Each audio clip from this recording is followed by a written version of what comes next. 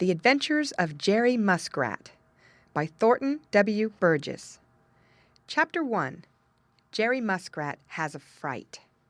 What was it Mother Muskrat had said about Farmer Brown's boy and his traps? Jerry Muskrat sat on the edge of the big rock and kicked his heels while he tried to remember. The fact is, Jerry had not half heeded. He had been thinking of other things. Besides, it seemed to him that Mother Muskrat was altogether foolish about a great many things. "Pooh!" said Jerry, throwing out his chest. "I guess I can take care of myself without being tied to my mother's apron strings. What if Farmer Brown's boy is setting traps around the Smiling Pool? I guess he can't fool your Uncle Jerry.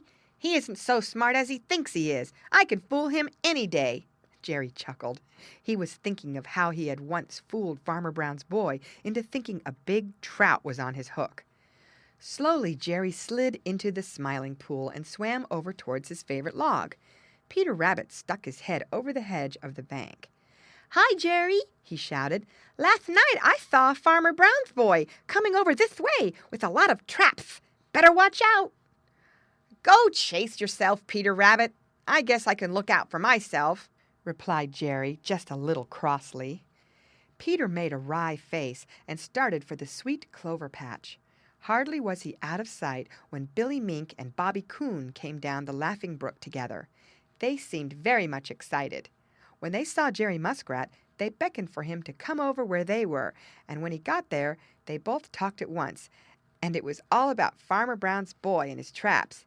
"You better watch out, Jerry," warned Billy Mink, who was a great traveler and has had wide experience. "Oh, I guess I'll be able to take care of myself," said Jerry airily, and once more started to his favorite log. And what do you suppose he was thinking about as he swam along? He was wishing that he knew what a trap looked like, for despite his boasting, he didn't even know what he was to look out for. As he drew near his favorite log, something tickled his nose. He stopped swimming to sniff and sniff. My, how good it did smell! And it seemed to come right straight from the old log. Jerry began to swim as fast as he could. In a few minutes he scrambled out on the old log.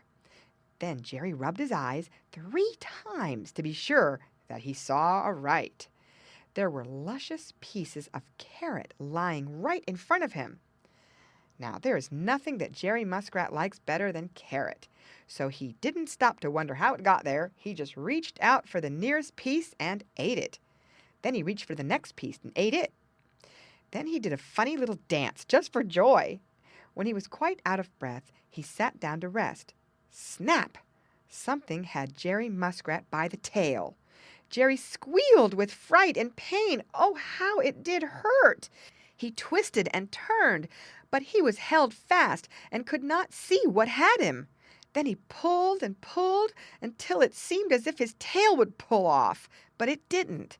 So he kept pulling, and pretty soon the thing let go so suddenly that Jerry tumbled headfirst into the water. When he reached home, Mother Muskrat did his sore tail up for him. "What did I tell you about traps?" she asked severely. Jerry stopped crying. "Was that a trap?" he asked. Then he remembered that in his fright he didn't even see it. "Oh dear," he moaned. "I wouldn't know one today if I met it." End of chapter. Read by Lorraine Montgomery for Lit2Go on the web at fcit.usf.edu.